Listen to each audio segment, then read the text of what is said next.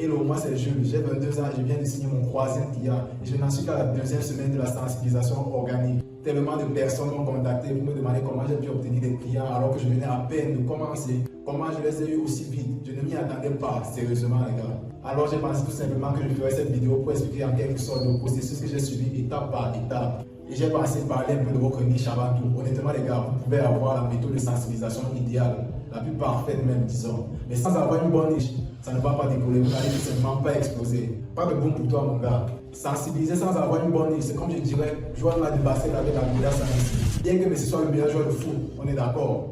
Porter une godasse pour jouer au basket, c'est con, ça ne vous donnera aucun avantage. Au contraire, cela vous ralentira même et vous empêchera d'atteindre votre plein potentiel. Je vais dire exactement la même chose à chaque fois. Quel que soit le youtubeur qui te recommande d'aller dans un sens, pas dans l'autre. Parce qu'une fois qu'un youtubeur recommande une niche, c'est fini, elle est saturée. Maintenant, vous êtes en compétition avec tout le monde. Vous avez un pressing pour les gars, comme le capot dans une défense. Pas moyen de respirer dans l'autre.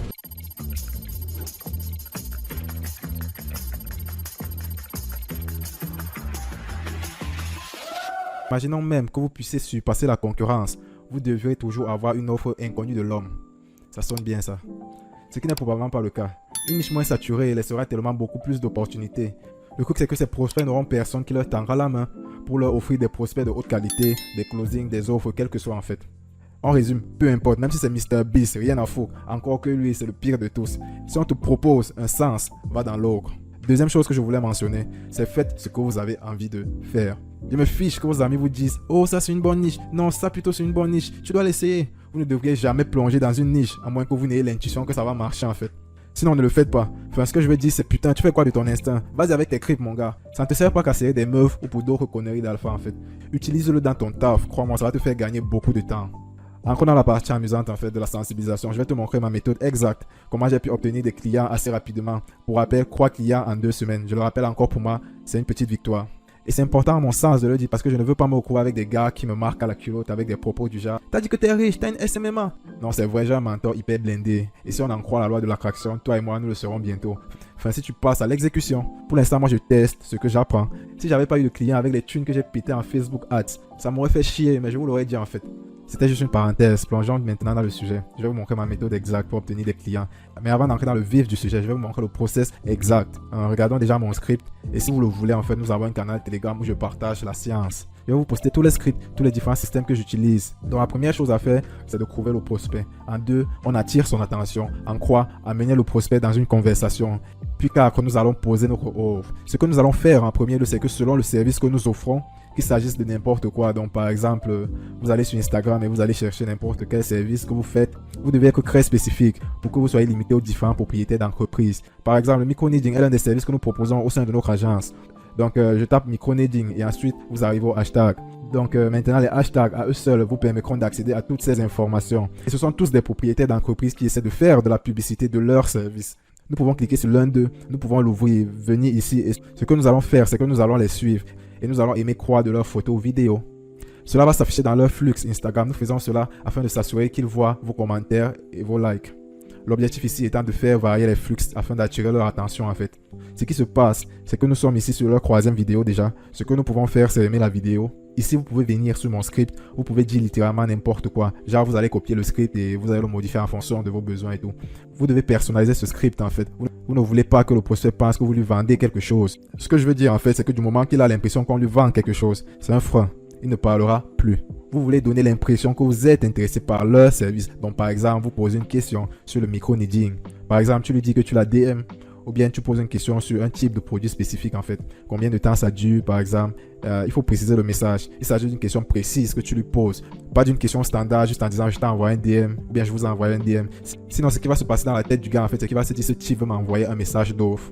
Un texte ou quoi que ce soit d'autre. Enfin soyez créatif, vous pouvez lui parler d'une certaine procédure ou d'autres trucs basiques. D'accord.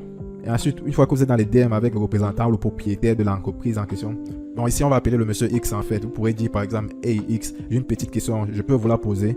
Encore dans les DM de l'un de mes clients, je dis Hey Maria, j'ai une petite question, je peux te la poser ici. D'accord. Ils ne vont pas dire non, envoyez-moi un email.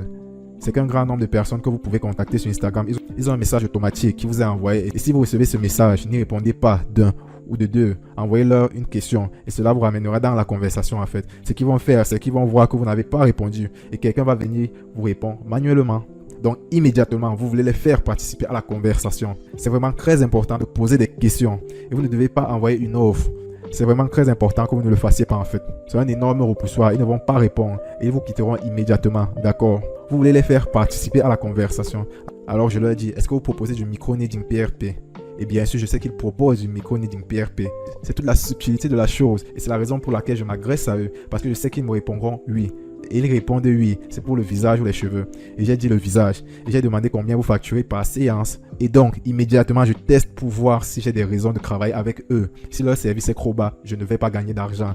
Ils ne vont pas gagner d'argent. Ce sera une perte et encore une perte. Garde en tête qu'on ne fonctionne pas en perte. On ne part pas un match en sachant qu'on va perdre en fait.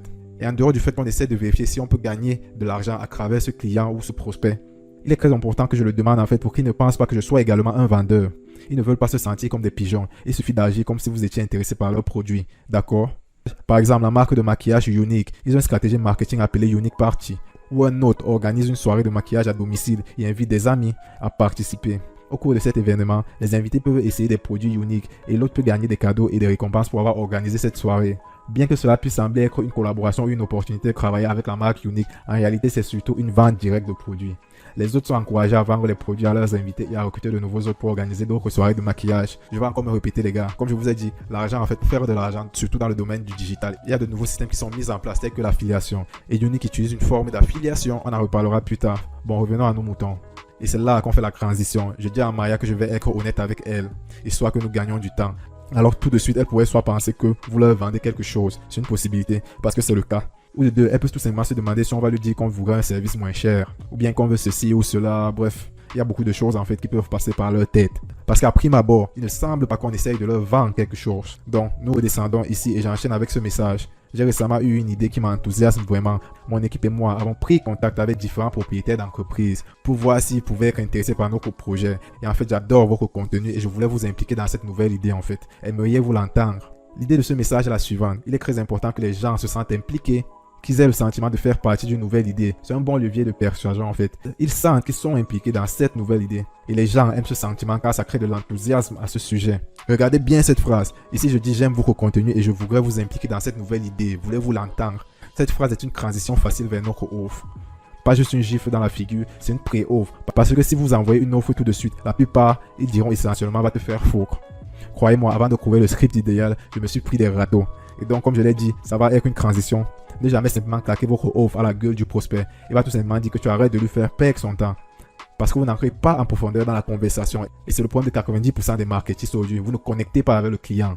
Et donc immédiatement, elle dit ouais super, j'écoute ce que tu vas me dire. Et évidemment, je sais que mon offre est du top 1%. Donc il n'y a aucune raison pour qu'elle refuse. Quand je fais cette offre, c'est une évidence pour moi. Ils ne peuvent pas dire non à l'offre.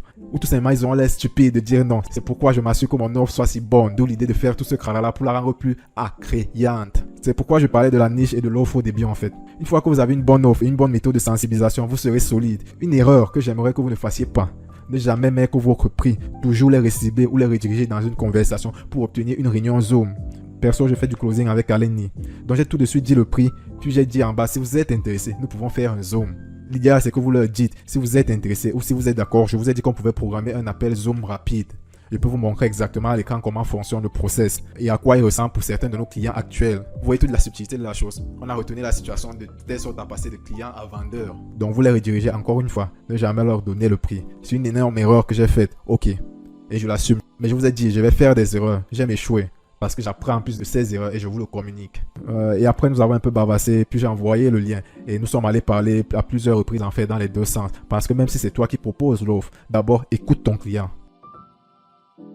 J'ai pensé faire cette vidéo pour t'expliquer parce qu'on me pose des questions tout le temps en fait.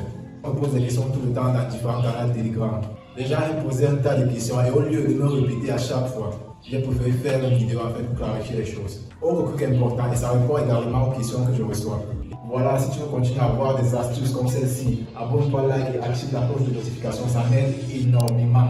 Je publie une vidéo chaque semaine et pour la semaine prochaine, je te propose du lourd.